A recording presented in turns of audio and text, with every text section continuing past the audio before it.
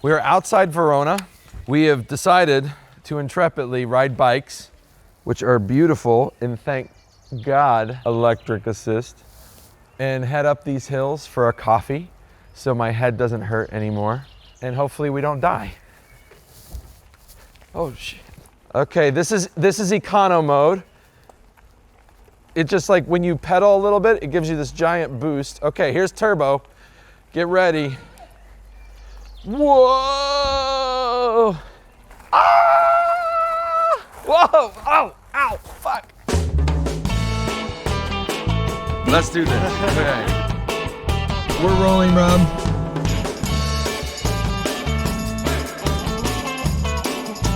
Fight. Ah! Wow!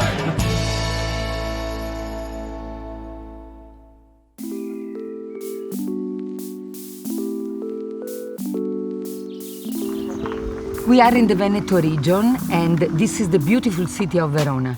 On the western part of the city of Verona, there is the Valpolicella Classico area. And you see that is made of 3 parallel valleys. The first one is Negrar, the second one is Marano, and the third one is Fumane. And this is where we are. So Fumane is one of the 5 villages of the Valpolicella. We go up to the hillside, from where we will see exactly the location. We're right here? We are right here. And where are we going? And we will go down here and then to San Giorgio. Yes. And then up to Mazzurega, which is the top of the hill. And then we will come down from Mazzurega. Are you ready? I'm ready. Let's do this. Okay. Marilisa Allegrini is maybe one of the best tour guides you could ask for around Valpolicella. She knows this region like the back of her hand, which actually is exactly what a lot of people around here use to describe the 5 valleys that make up this incredible region.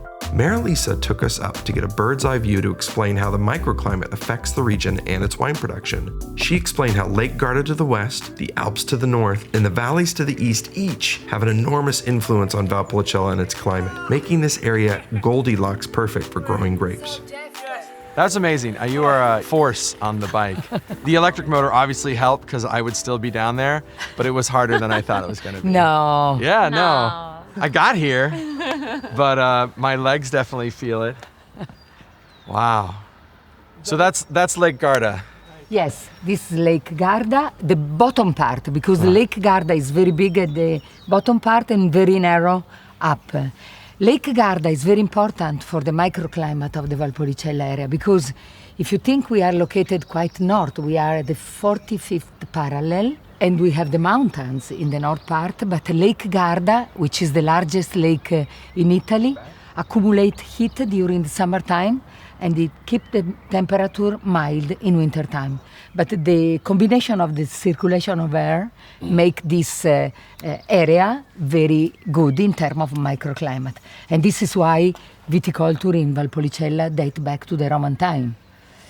2,000 years ago, Valpolicella was planted under vines, and it was producing wines. Wow. And so now that we've caught our breath, can we have a coffee? Yes. Good. How often do you do this? The Allegrini family has been producing wines in this region for 6 generations, and Marilisa's father, Giovanni, was instrumental in changing the perception of Valpolicella around the world in the 1970s and 80s. Shortly before he passed in 1982, Marilisa absorbed his passion for the land and wine production and began her role as the face of Allegrini, making a name for herself by not just selling wine, but by sharing the story of Valpolicella. You know, from my father, I started loving the land and loving the business when I was a child. My father used to say, land is generous with the people that work hard. And looking at him as an example, I think that I love the business immediately. You know, because my father bought La Grola in 1979. And La Grola is the vineyard that really changed the face of the Valpolicella. So there were 2 wines, Valpolicella and Amarone. And with the acquisition of La Grola, we started making this wine that was representing the expression of terroir. Can you describe the culture that you're pouring? Not just like the Yes. good grapes, but what exactly were you describing in the 1980s to us that this is Valpolicella, Yeah. this is Verona? You can go back to the history. So, Valpolicella is a wine that was produced at the Roman time. And so when you said this wine has 2,000 years history, it's very fascinating. For example, Amarone. Amarone is a process that also has 2,000 years history, but it was described in the 500 after Christ by Cassiodoro, who was a minister of King Teodorico, and described the drying process exactly as it is managed now. When you listen this story, I think that is more attractive than this wine has 7% acidity and is fermented in stainless steel, and then the malolactic is done in December rather than January. Yes. Things that you forget completely. But when you put a product into a cultural context, you remember things, because this is the storytelling. We've made it to the top of St. Giorgio. What's really interesting about this place is the town of St. Giorgio was the home of a local population before the Romans, populated about 3,000 years ago. And this was an extremely sacred area where they worshiped the sun and the moon. And then the Romans came, and we have funeral pyres, various Roman artifacts, and then the early Christians came and then built this church and incorporated the pagan and Roman pieces of their temples into this church. So we're gonna go inside, check out these frescoes that predate the Renaissance and Giotto. It's absolutely stunning.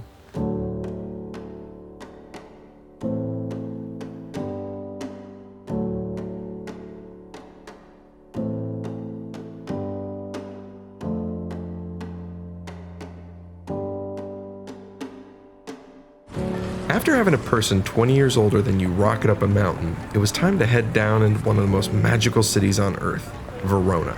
Verona is a city that stirs passion. Hell, Shakespeare set a third of his plays in Italy, and Verona's home to one of the most famous, and we all know it, say it with me, Romeo and Juliet. Verona is a bustling city that enjoys long strolls after work, and most importantly, that beautiful time of day called aperitivo time. Or at least I'm trying to make that a thing. Hashtag aperitivo time. As a person that's grown up in the region, what do you call it? Is this aperitivo culture? Is it cafe culture? Or is it?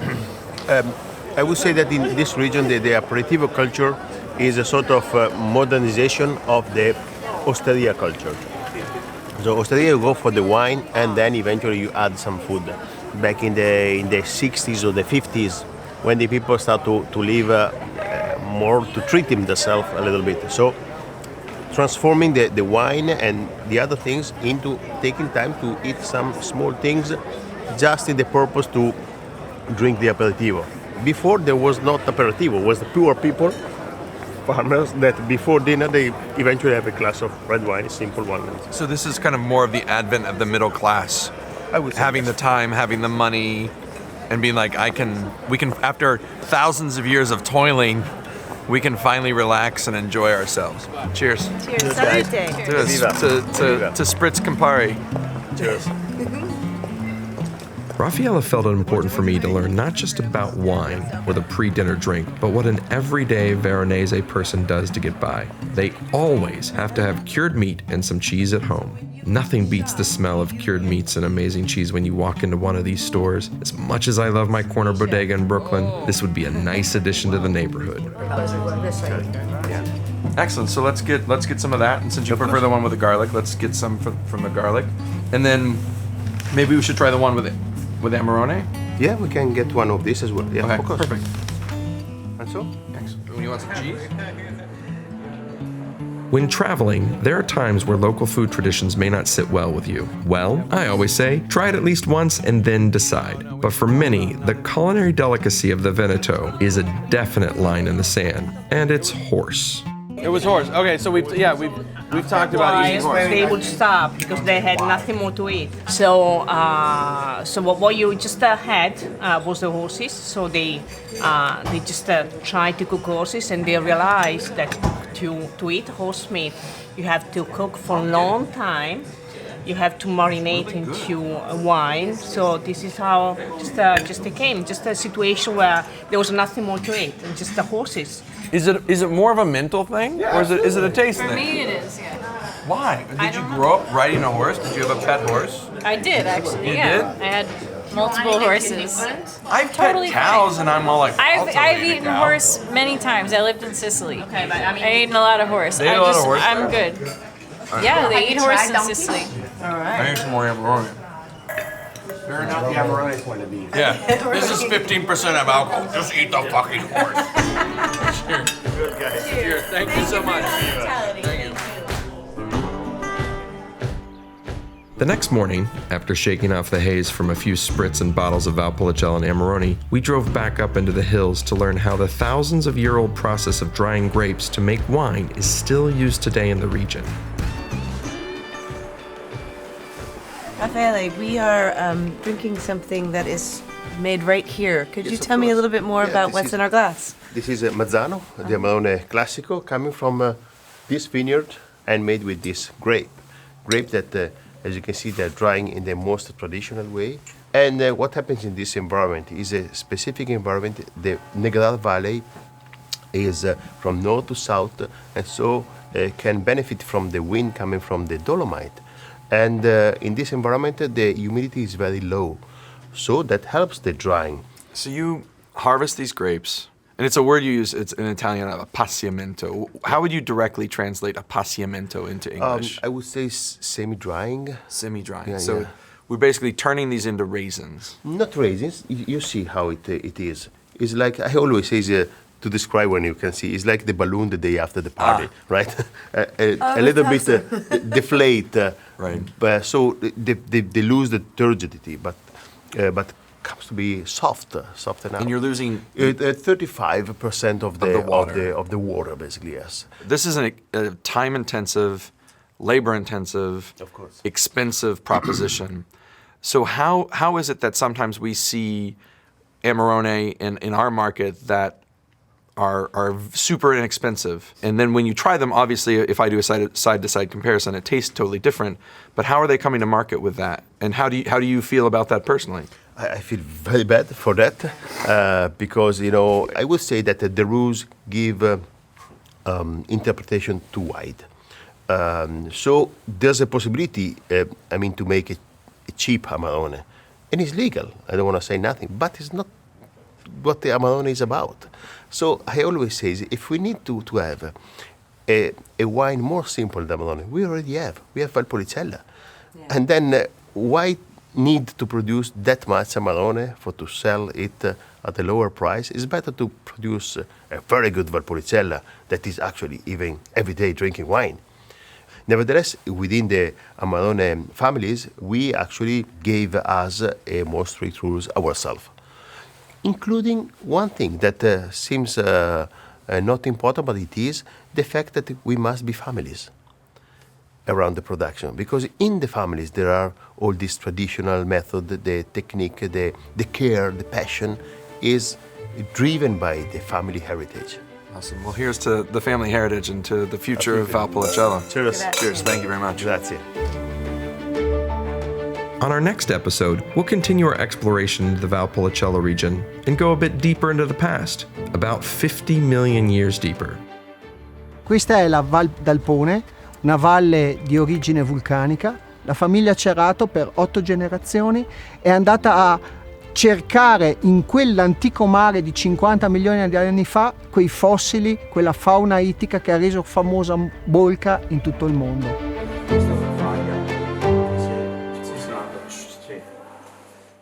I got a text from my mom just like a month ago. Bing! It's like, have you heard of an Aperol Spritz? And there's like 8,000 exclamation points. I love it. And I text my mom back, no? Question mark. And she was like, it's this thing called Aperol with Prosecco and soda water. It's so delicious. And then she was like, it's low in calories. And I like dropped my phone. I was like, and I didn't have the heart to tell her it's not low in calories. It's like the opposite of low in calories.